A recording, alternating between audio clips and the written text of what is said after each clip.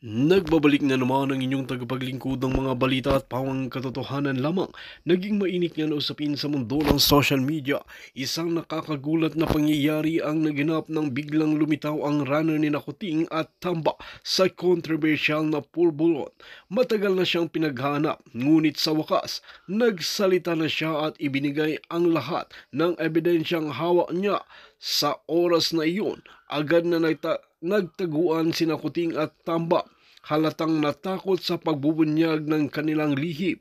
Ang dating tahimik na runner ngayon ay naging susi sa pagbagsak ng kanilang imperyo. Ibinunyag niya kung paano nila itinago ang pulburo na ngayon ay patunayang codename pala para sa isang mga kabalbalan na operasyon. Ayon sa kanya, matagal nang ginagamit ang pulburon upang ito ay ikalat sa ibang bansa at ngayon nga ay talagang sumuko siya dahil hindi niya na makayanan ang mga konsyensya at ang mga inosenteng nabibigyan nila ng mga pulburon.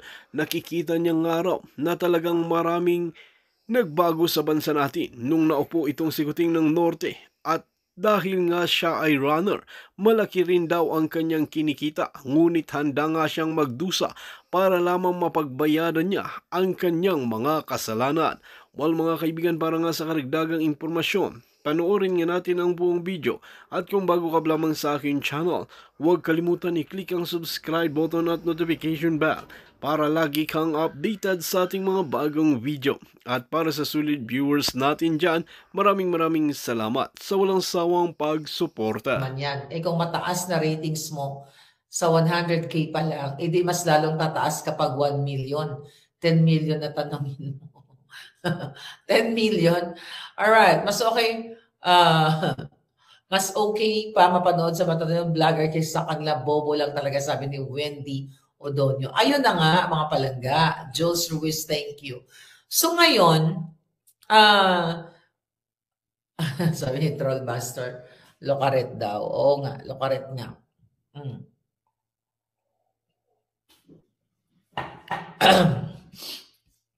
Hi, beautiful life. Ngayon, okay, sure win, PDP laban, sabi ni Robert Mendoza. Ayan. So, bumoto pa rin po tayo. Talagang i-search natin ang boto.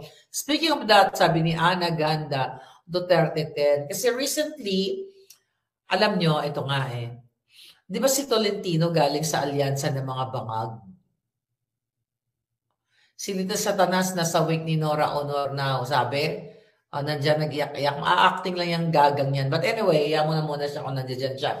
Ngayon, etong pag-usapan natin, dahil you talk about Duterte 10, pinromote natin kanina nung nasa event tayo. Kung napapansin ninyo, lumayas na itong mga, yung mga kandidato ni Bangag, katulad ni Camille Villar, at ni Amy Marcos, and now ito si Tolentino, itinaas nga yung kamay niya, diba? Pinopromote siya ni Robin Padilla. Kaya nga ang question doon, 10, Duterte 10, tapos yung pusuportahan ni Robin yung dalawang itinaas ni Inday ang kamay, then si Tolentino, 13. Which is which, Robin Padilla? Actually, tinanong yan ni Chris Lam, no? Which is which? Bakit 13 ang sinuportahan niya? Okay? Bakit 13? At saka, Robin Padilla, by the way, gusto ko lang mag-comment kasi, di ba, tinaas nga ni Inday Sara yung kamay nung dalawa. Ako talaga, sabi ko, I respect that kung ano man ang strategy ni Inday Sara. At tila bagang lalim. Parang merong yatang nagtampo daw. Tama ba? May mga nagtampo sa PDP laban. Okay. Huwag na kayo magtampo. Okay? Ang question ko, Robin Padilla, bakit hindi mo itaas lahat ang kamay ng Duterte 10? Napansin niyo ba? Magtataka ka. Tolentino, no, traitor yan. Although, we always talk about vote straight PDP laban. kung sincere, okay, kung sincere si Robin Padilla as PDP laban, itaas mo lahat ng kamay. Itaas mo kamay ni Attorney Vic. Lahat doon, tinaas ba niya lahat ng kamay? Scientific method ang gamit dyan, sabi ni Chris Cruz. O yun na nga, palangga. Okay, stop 13. Okay, 10 lang. So bakit hindi mo itaas ang kamay? Itaas mo lahat. So meron ka rin bang ayaw doon sa 12? Sa 10 na lang? Sino ang ayaw mo doon? Yun ang tanong ni Chris Lam, nabasa ko kanina. Bakit as a PDP Laban chairman, bakit hindi mo tinataas ang lahat, even the guest candidates o guest senatoriables? So itaas mo lahat. Bakit si Tolentino? Well, it's your choice, no? Hindi ka kahit gusto mong paikot-ikutin mga sila patiwarek, hindi, wala akong keber ko, di ba? But ang punto de vista dito, doon po sa mga Duterte 10, huwag na kayo magtampo doon kay Inday Sara na tinaas na si Amy. Sabi ko nga, may sarili siyang strategy na yan. Ngayon, ang gusto ko, itaas muna ni Robin Padilla ang lahat ng kamay ng Duterte 10. Bakit si Amy tinaas niya? Bakit itong si Tolentino tinaas niya? Because if you want unity sa PDP laban, right? O baka mali ba ako? Tinaas na ba ni Robin Padilla ang kamay ni Attorney Vic Rodriguez, number 56? Tinaas na ba niya yung kamay ni Kong Marcoleta, ni J.B. Hinlo, ni Dr. Mata, ni lahat doon? Di niya mataas si Pastor Quiboloy o sino pa yung ating mga 10 candidates. So itaas mo muna. Alright? Nakakabilib ka talaga palangga kasi nakasama mo sila sa Den Haag pero hindi ka plastic pag may nakita kang mali, sabi ni Ruby Valley. Ay oo, mga palangga. Dahil hindi naman ako aso na susunod-sunod sa kanila. Well, in fairness kay Robin Padilla, he seems so nice. Pero sabi ko nga, hindi po enough sa akin na mabait ka. Gusto ko mabait ka sa Pilipino sa lahat. Hindi lang sa akin. Kaya ako galit ako sa mga tao na mabait ka dahil, dahil kahit pa paano, maharlin ka, nakikilala, pero pagdating sa iba, masama ugali mo. Actually, ako very, observant ako. Alam mo, may kwento lang ako, hindi ko na lang sasabihin kung saan, hindi dito sa Vegas. Meron ako isang pinuntang event. Sabihin ko na nga sa dahig. Ayoko na magpaka-plastic, my God. Okay, sabihin ko na. Dali, itaas ni Robin Padilla, wala naman siya bilang, sabi ni Sir. Meron doon, first day ko, okay? Wating-wating no Tolentino, first day ko sa dahig. Bait-bait sa akin nung isang babae, mabait siya sa akin, ng isang kababayan natin, no? Marlika, ganyan. Tapos, meron dong isang elderly na nakisuyo sa kanya. Kitang-kita ng dalawang mata ko. Kitang-kita ng dalawang mata ko at narinig ko yung approach niya na parang nakisuyo lang na, oy, ate, baka naman pwede mo akong picture. Parang, hindi ate, ako lang nasabi. Parang sinabi ng ating elderly, ating kababayan, ay pwede pa picture. Ang sabi niya, hindi, kasi may yung kamay ko, ganyan. Off ako doon. Ano pa naman yung picturean mo? 'Di ba? Hawakan mo yung ganyan, yung camera, nakikisuyo. Alam niyo ako, kahit anong lahi, pwede bang bitbitin mo to, hawakan mo, basta wag lang joke ba yung pahawak sa akin. At I always, magkaiba tayong personality. Yun lang yun. But again, ang punto, di ba, pati tayo napunta sa ganung usapan. But anyway, masyado akong, because of Robin Padilla, no? Tama. Na, pag hindi pwedeng mabait ka lang sa akin dahil, Marlica, matapang, magbi-BFF tayo. No. Kailangan mabait ka sa lahat. Kasi ang tunay na mabait, ang tunay na tao, hindi yan namimili dahil Marlica ka, Bongo ka, Amy ka, Rodriguez ka, or whatsoever. Dapat mabait ka sa lahat. Katulad na lamang nung nalala niyo yung viral ni Amy Marcos na may nagpa-picture sa kanyang loyalista tapos parang diring-diri siya. Ako hindi ako ganoon. Palangga, nakasama niyo na ako. I'm fun to be with. Kanina nga, bitin ako eh. Sabi ko, akala ko ba sasayaw tayo? Nagsayaw-sayaw kami, kulang, bitin, kulang ang oras. But anyway, going back. So, doon kasi sa nagtanong na sabi sa akin, isa kabini palangga, Team Marlica, nakasama mo sila sa dahig pero binabanatan mo. Kasi ganun yung tama. Hindi porket magkaibigan tayo, nakita ko, ba't bait-bait ka sa akin, tapos tarantado ko sa ibang tao, hindi ka mabait. Di ba? Hindi ka mabait. Ibig sabihin, plastic-plastic ka lang. So, ganun pa man, balik tayo sa pinag-uusapan natin. Okay? Na Robin, itaas mo lahat. Senator Padilla, ako naman nire-respeto ko yung taong yan. Kasi binigyan naman yan din ako ng respeto. Alam nyo, I don't know kung nakwento ko sa inyo. No? Ay, nakwento ko na yata. Na sabi ko, oy, dati binolja kita. Dahil kay Bangag. So, naging okay naman na kami. Kasi, actually, kanina nakakita kami ni Coach Oli. Okay? Di ba? Banateros yan siya. Alam niyo ba kung anong sabi ko? Sabi ko, wala akong pride eh. Di ba? Kung tutuusin, pwede ako mag-inarte, excuse me, hindi kita kilala, may mga ganon. Ako yung lumalapit sa tao. Ako yung nagpapakumbaba, unless na lang kung tarayan niya ako. But in fairness, nabait naman si Coach Oli sa akin. You know? Ngayon, alam mo ba kung anong sabi ko sa kanya? Ay, Coach Oli, binanatan mo ba ako? Sabi ko, baka tinira mo ko baka hindi ko lang napanood. Sabi niya, hindi po, ganyan-ganyan, hindi naman siya. Hindi good. Friends kami. Tsaka sabi ko, kung binanatan mo ako, it's okay, fine. Tapos na yun, kung meron man.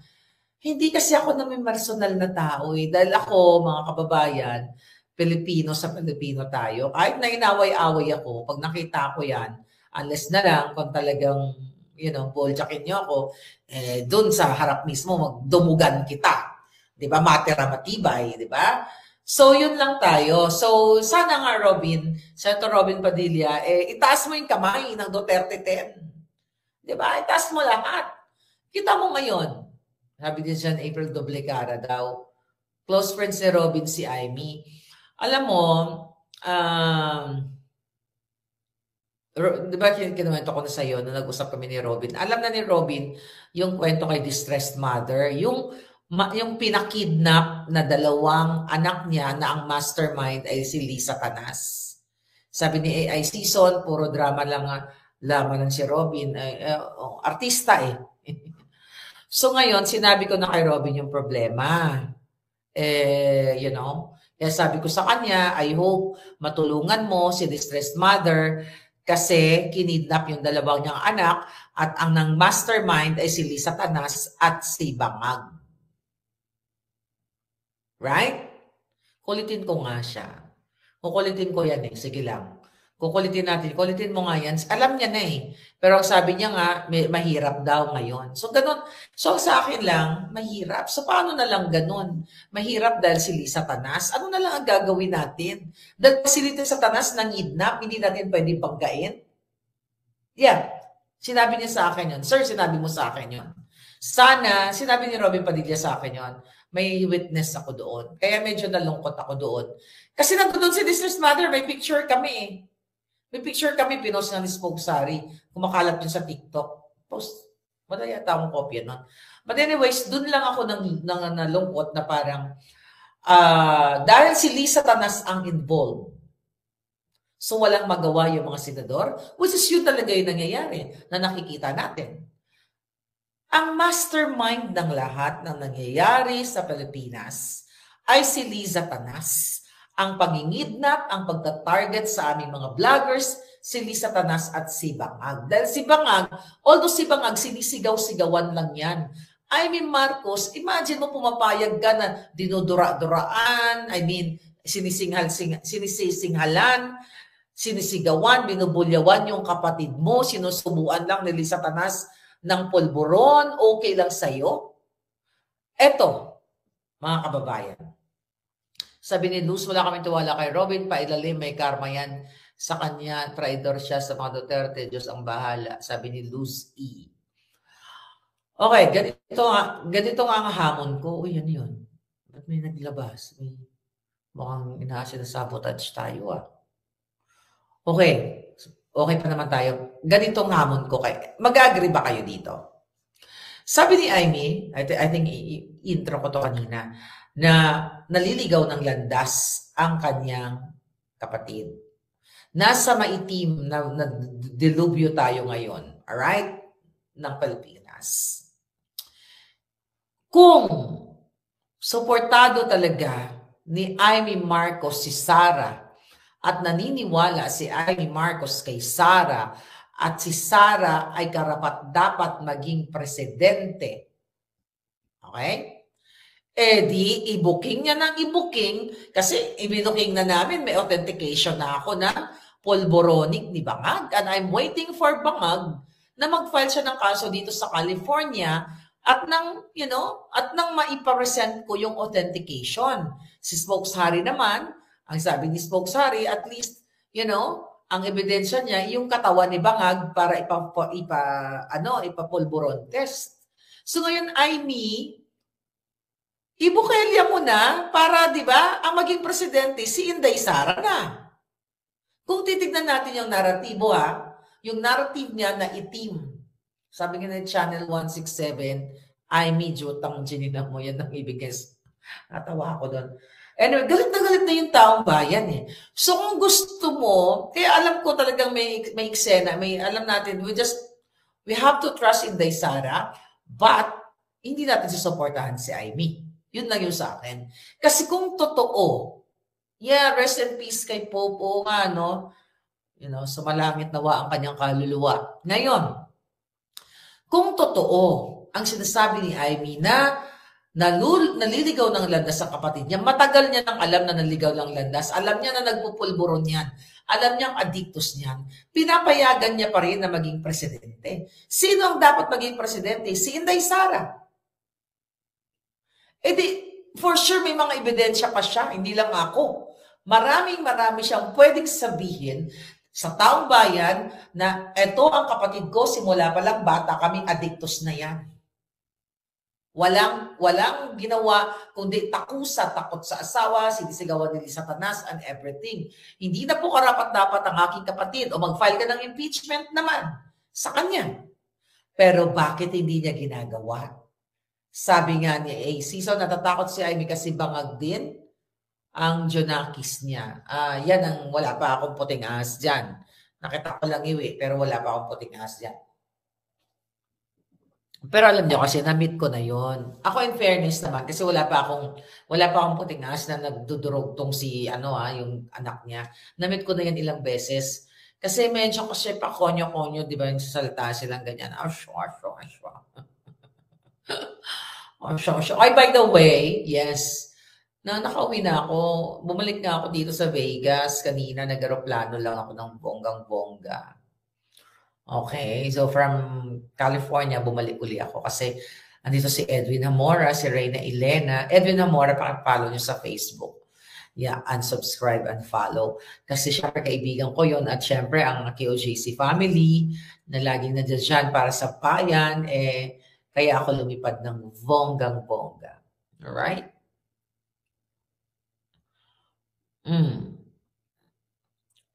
Gayon,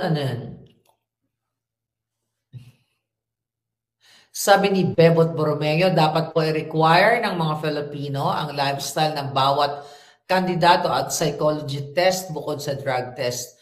Yun na nga, di ba sinabi ng hamon pa nga si Inday Sara sa mga bangag, ginamon niya, wala namang kumasa. Nag-surrender na kidnapper ng Chinese. Ayun ang pinag-usapan natin sa first part ng ating vlog. But ganun pa man, lumulubog na ang bangka ni Bangag. Bumubulusok na. Dapat kung talagang gusto ni Amy at love niya si Inday Sara, okay? This is the high time.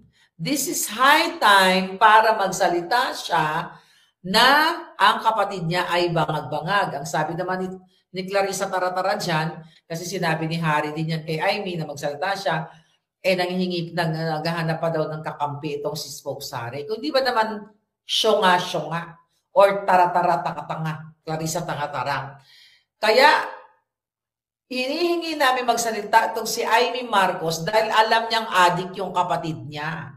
Addictus benedictus, ikaw talagang boba ka, Clarissa Taratara. Yun na lang, Taratara. Clarissa Taratara, hindi ka nag-iisip ng tama. Di ba? Masarap ka talagang kulahin. Dapat ikula yan sa blitz. Ikula dapat sa blitz yan eh, di ba? So, well, balik tayo kay Amy at kay Inday. Yun lang yung sa akin. Alam niya na adikto sa kapatid niya. Alam niya si Lisa Tanas ang nagpapatakbo. Defective ang kapatid niya, defective ang utak, defective ang gilagid, defective ang ilong. Pati pototoy, defective. Di ba? So kapag defective ang presidente mo, parang ano lang, ano? Defective, ineffective, di ba? Walang kwenta, bangag. Sino dapat ang mag-take over? Yung matino. At sino yung next in line? E di si Inday Sara. So ano ba inaantay ni Amy? Oh, sige nga. Tama ba si Maharlika? Dapat palakpakan niyo naman ang kalindog ko. Di ba? So kung talagang naniniwala si Amy kay Inday Sara, kaibigan niya, at naniniwala siya sa kakayahan ni Inday Sara, at alam na alam naman yan, ang kapatid niya ay Judictus Benedictus, at si Lisa Tanas ay smuggler, lahat yan sila, kidnapper, lahat. Napakadali lang. Kung ako nun, kung mahal ko ang bayan, isa-sacrifice ko ang kapatid ko na Addictus Benedictus, ipaparehab ko na lang. Diba? Kung ang kapatid ko ay si Bangag na sinisira ang kinabukasan ng more than 100 million Filipinos, sabihin ko mga kababayan, masakit man po sa akin, pero bata pa lang kami, ang kapatid kong si Bangag, Bongbong Marcos, ay talagang addictus na siya. Hindi po tama na may presidente tayong Addictus Benedictus at ang namamahala po ay si Lisa Tanas. Dahil ang mastermind lahat ay si Lisa Tanas. Imagine nyo na lang, doon sa Senate hearing, di ba?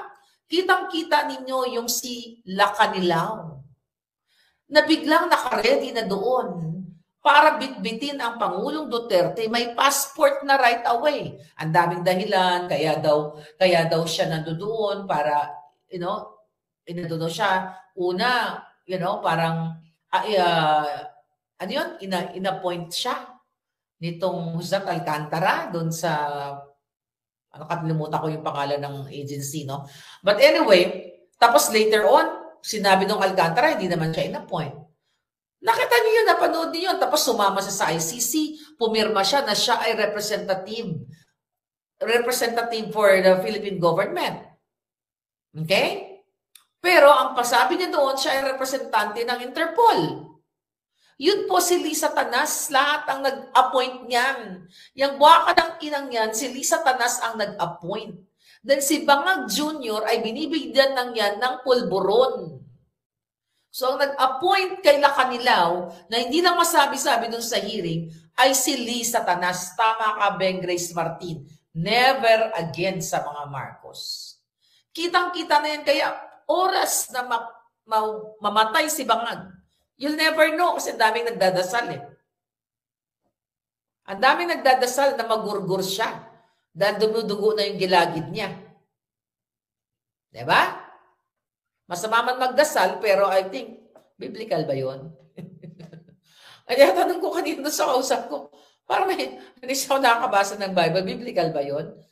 Sige nga, magsabi kayo. Na pag sukang-suka ka na, at sukang-suka ka na sa taong, pinapahirapan ng taong bayan, ninanakaw ang pera, kasabwat, yes, Lacanilao, kasabwat sa kidnapping, kasabwat, lahat na, name it, lahat ng krimen. Hindi daw. Okay, hindi daw biblical yon. Hindi ba biblical yung magdasal? Hanapin nyo, baka ma-justify natin. Okay. Just kidding. Baka ma-justify natin. Ano lang idadasal natin? So, idadasal ba natin na humaba buhay niya? Hindi naman curse yun Prayer yun. Para ka nagdadasal, Lord, wakas since Easter pa rin, Lord, sana po wakasan nyo na ang mga masasamang damo. Kaysa naman magurgur yung mga batang inosente. Minsan nagtatanong ako sa Diyos, bakit yung mga batang inosente na napapahamak? Bakit hindi na lang po si Bangag? Di ba? It's biblical daw. Sige, research natin yan. Hindi, totoo yun, pero biro. Minsan nagpipray ako. Umiiyak ako emotional ako. Pag may napapanood ako ng mga bata, nakaluluoy, kawawa talaga. Ang sabi ko, Lord, bakit ito? Bakit kawawa naman? Hindi pa niya nakita yung mundo. Bakit hindi na lang si Bangag o si Satanas? Di ba? Bakit hindi na lang ganon? I mean, my God. God set a standard against BBM and his allies. Okay? Anyway, I cannot, okay. Ay, wala akong alam wala akong masyadong alam sa Bible, pero ang alam ko lang is yung tama at mali at gumawa ng kabutihan. Malapit na raw sunduin ni Judas, si Bangag, sabi ni Hazel Garcia. Ayun. Okay. I wanna gorgor this one. Okay. I wanna gorgor this one. I wanna gorgor you, darling. Kala mo, teka lang, may nag-message. Ay, aking palangga. Okay. Gorgorin kita. Gorgorin ko si palangga.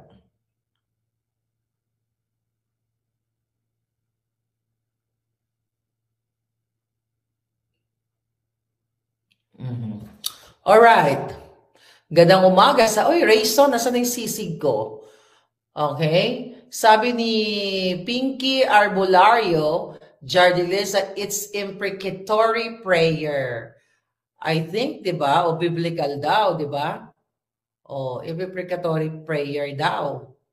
Na meaning, dinadasal mo na mabawasan ang kasamaan sa mundo. Tama ba yung understanding ko dyan, Palangga? Parang you pray to God na yung mga ginagawa ng kadyutahan. Tama ba ako? Pinky, correct mo ako ha. Tama ba yung ang interpretation ko na kapag sobra ng kawalang hiyaan ng masasamang damo, ay pinagdasal mo na sana kunin na lang sila ni Lord? Tama ba yun? Kanina nagsindi kami ng kandila. Oo. Pero ako pa nagsindi ako ng kandilang itim. Hi, Elaine Briseño.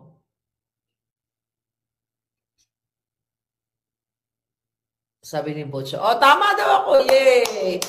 Biblical daw. So kapag sobra na ang ginagawa, yan sinastify na natin. Kapag sobra na ang ginagawa ng isang tao, ng isang walang kwentang leader, sa isang barangay, kung pinahirapan ka niya, so pwede mong idasal, alright? Pwede mong idasal na, Lord, sana matapos na ang mga kawalang hiyaan na yon. Kaya tignan mo, baka magulat ka na lang si Bangag, ganun na yon kasi dumudugo na eh, alright? Sabi ni Dan Scorpion, may tinatawag na death ray.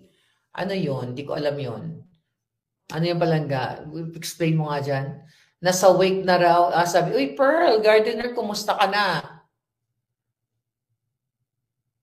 Si Moses nga, di ba? O, di ba? Mag-Bible na lang tayo, no? Alright. Si ba nga, ano? Bakit yung Panama di kay Enrile hindi na sagot-sagot? O nga, no? Ang tagal ng buhay ng Jotang Jininang yan, ano? Anyway, good evening, Palangga watching from Cebu. Ay, mag-comment lang ako, isa lang bago tayo umalis. Napanood niyo yung principal doon sa Antique? Yung pinahubad niya yung mga toga sa mga bata dahil ang kwento daw doon, nagkaroon ng PTA meeting ba na hindi na lang magsusuot ng toga yung mga, tama ba ito ha? Correct niyo ako ha? Ang mga bata na gumraduate kasi yung mga ibang mga nanay ay hindi kayang bumili ng toga. Ha? Napanood niyo yun? So tama ba yun yung principal? Yung sabi niya, pinahubad niya, tapos ang pinakasabi niya doon, angal? Napakawalang hiyang yun. Ano na nangyari doon? Pero ako mag-comment lang ako. Nakita nyo, only sa bangag-bangag.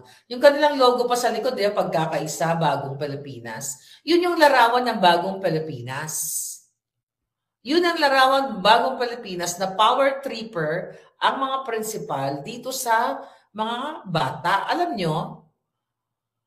Okay.